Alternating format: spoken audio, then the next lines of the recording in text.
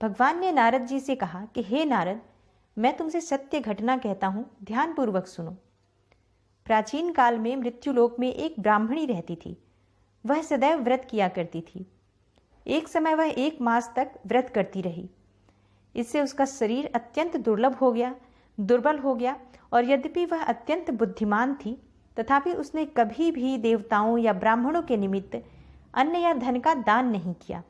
इससे मैंने सोचा कि ब्राह्मणी ने व्रत आदि से अपना शरीर शुद्ध कर लिया है, अब इसे विष्णुलोक तो मिल ही जाएगा, परंतु इसने कभी अन्न का दान नहीं किया, इससे इसकी तृप्ति होना कठिन है। भगवान ने कहा, ऐसा सोचकर मैं भिखारी के वेश में मृत्युलोक में उस ब्राह्मणी के पास गया और उससे भिक्षा मांगी। वह ब्राह्मणी बोली, महाराज किस लिए आए हो? मैंने कहा, मुझे भिक्षा चाहिए। इस पर उसने एक मिट्टी का ढेला मेरे भिक्षा पात्र में डाल दिया। मैं उसे लेकर स्वर्ग में लौट आया। कुछ समय बाद ब्राह्मणी भी शरीर त्याग कर स्वर्ग में आई।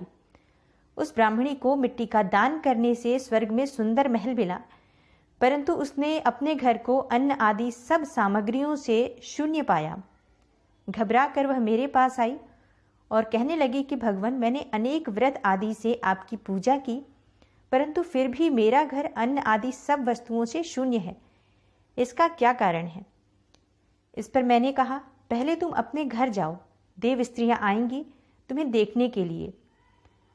पहले उनसे सट्टिला एकादशी का पुण्य और विधि सुन लो, तब द्वार खोलना। मेरे ऐसे वचन सुनकर वह अपने घर गई। जब देव स्त्रियां आईं और द्वार खोलने को कहा तो ब्राह्मणी बोली, आप मुझे देखने आई हैं तो सट्टिला एकादशी का महात्म्य मुझसे कहो। उनमें से एक देव स्त्री कहने लगी कि मैं कहती हूं। जब ब्राह्मणी ने सट्टिला एकादशी का महात्म्य सुना तब द्वार खोल दिया।